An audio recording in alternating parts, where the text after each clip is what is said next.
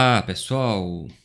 Bom, hoje eu vou iniciar essa série de conversa com o inscrito, que é um ambiente em que eu pretendo aqui tirar algumas dúvidas de vocês, abordar alguns temas. Então eu convido desde já que você deixe seu comentário sobre qual assunto que você gostaria de escutar, qual assunto que você gostaria de que eu abordasse aqui. Porque a ideia é que eu grave esses vídeos nesse formato assim somente de voz, de maneira complementar aos vídeos que vocês já estão habituados a verem aqui no canal. E bom, hoje eu vou responder uma pergunta que eu escuto muito entre colegas, pessoas que me conhecem, que é como eu saí das ciências humanas e entrei para o, o mundo de dados, como que eu me transformei, como eu virei cientista de dados. Então, geralmente, na, na empresa em que eu trabalho, ou então em alguns locais, quando elas perguntam qual que é a sua formação, e eu falo que eu venho das ciências humanas, as pessoas sempre ficam intrigadas. Mas como que aconteceu essa migração? Como que você mudou? Por que que você mudou? E tudo mais. Bom, tudo aconteceu em 2011. Em 2011, eu comecei a fazer estágio num local que é uma grande instituição de pesquisa no Brasil. E nesse local lá, eu já tinha uma familiaridade com o computador, eu sempre gostei muito, mas eu não sabia programar. Eu nunca tinha programado na minha vida.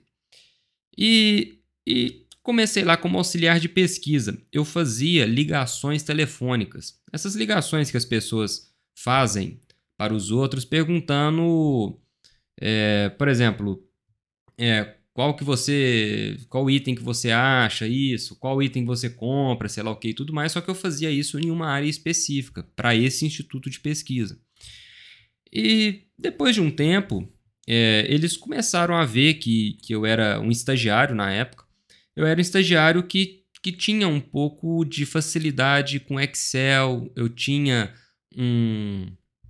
uma veia mais acadêmica e eu era uma pessoa que gostava muito de, por exemplo, se investigar, queria escrever artigo, queria fazer essas coisas. E um cara que acabou se transformando em meu amigo, né, isso já em 2012, ele sentou um dia do meu lado e falou: Olha, você tem interesse de aprender SPSS? E eu disse: Bom, claro que tenho. E no início eu comecei a aprender o SPSS muito sem entender aquilo tudo. Só que assim, quando eu comecei a aprender o SPSS, eu pensei: Bom, isso aqui parece ser uma coisa muito interessante. E tinha uma colega minha que fazia ciências sociais na época. Ela disse para mim: Olha, nas ciências sociais, uma das áreas assim que mais desponta e que tem vaga e oportunidade é essa aqui de análise quantitativa. E ela me disse isso aí, e era uma pessoa que eu sempre admirei muito. Eu pensei comigo: bom, então é muito mais interessante aprender estatística isso aqui do que ficar fazendo ligação telefônica, algo operacional e tudo mais.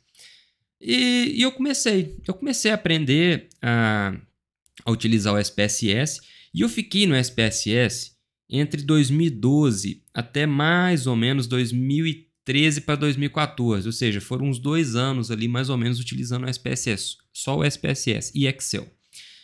E aí, chegou em 2014, um outro camarada meu, que eu trabalho com ele até hoje, virou amigo também, ele chegou para mim e falou assim: Olha, você é uma pessoa que é muito inteligente e eu acho que está na hora de você dar um próximo passo. Está na hora de você aprender R. E, e eu pensei: bom, nossa, SPSS ok, tá tudo... Eu não conseguia entender o porquê que eu deveria migrar do SPSS para o R, por exemplo. Porque eu pensava assim: bom, se o SPSS está resolvendo o problema, para que eu vou aprender o R? E aí, eu sempre fui muito teimoso com essas coisas. E essa pessoa virou para mim e falou assim: Bom, se você quer realmente ter um diferencial, aprender, ir além e tudo mais, e para fazer essas coisas mais automatizadas, você precisa partir para o R. E eu comecei, então, com muita dificuldade. E aí, em 2014 até 2015, eu fiquei trabalhando só com R. No início foi muito difícil, porque eu não sabia ler um TXT, eu não sabia ler nada e tal, e eu já estava mergulhando nesse mundo já da estatística e tudo mais. Só que quando eu comecei, porque a curva de aprendizado ela é assim, no início é muito difícil, é ruim, você não consegue criar uma variável direita, é muito difícil. Só que assim, com 3 meses e persistência, já começa a ficar mais fácil. E claro, né, uma coisa que me ajudava muito é porque o meu trabalho era programar. Então, eu acordava, chegava lá às 8 horas da manhã e começava a abrir o R e ia começar a programar. E nada melhor do que a prática para aprender programação. E à medida que eu fui avançando, no R, eu tive contato com uma biblioteca que chama ggplot. E aí, eu comecei a fazer gráfico e mapa muito bonito. E começou a ficar muito legal. E fui fazer meu TCC utilizando esse ggplot e aí eu vi muito valor na coisa. Até que eu comecei um outro projeto já em 2015 e a gente precisava padronizar com o outro laboratório, com o laboratório de São Paulo, a gente precisava padronizar uma linguagem. E o camarada que trabalhava em São Paulo, ele utilizava o R também, mas a gente já estava migrando para o Python. Por quê? Porque o Python, nessa época, ele estava deslanchando como a linguagem eu não vou falar que o Python era emergente, porque o Python já era consolidado, mas muitas pessoas estavam fazendo essa migração para o Python. Porque o Python, ele faz as mesmas coisas que o R, não vou falar tudo, 100%, mas assim, são linguagens que se conversam muito bem para Data Science, e estava tendo um movimento de migração para o Python. E o Python realmente ele é muito mais fácil. Se você assistir meus cursos aqui no canal, eu tenho um curso de R e um curso de Python, você vai ver, por exemplo, lá nas etapas mais avançadas, que, por exemplo, criar uma função no Python é muito mais fácil do que criar no R. E no início foi a mesma coisa. Eu pensei, bom, eu custei aprender R, para que eu vou aprender Python? Toda hora fica migrando. E eu fiquei me questionando muito, pô, será que eu preciso disso mesmo e tudo mais? E aí eu já estava começando já a fazer mestrado. E no mestrado eu vi que na minha área tinha muita gente já usando Python e tudo mais. E eu falei, olha, vamos lá, se eu aprendi R, eu vou aprender Python. E como as duas são linguagens orientadas a objeto, quando eu comecei no Python, aqueles 3 meses que eu tive de adaptação do R, no Python foi muito mais fácil. E aí eu comecei a abraçar o Python e estou até hoje. Então, eu comecei a especializar em Pandas, Scikit-learn, TensorFlow, que foram as 3 bibliotecas que eu mais usei, junto com SciPy. Eu uso muito o SciPy porque eu acho que tem muitas funções lá que facilitam muito minha vida para fazer uma interpolação, alguma coisa assim. No SciPy é muito fácil de fazer. E eu comecei a ir aprofundando, cada vez mais aprofundando. No futuro próximo agora, eu quero aprofundar muito em Deep Learning, que é uma área que me chama muita atenção, que me brilha os olhos. Mas assim, hoje eu estou focado 100% no Python, porque é a linguagem que eu uso para trabalhar. Então, desde 2015, usando Python, você começa a ficar menos ruim, né? Você começa a aprender um pouquinho e tal, apesar de que eu sempre tenho alguma coisa para aprender.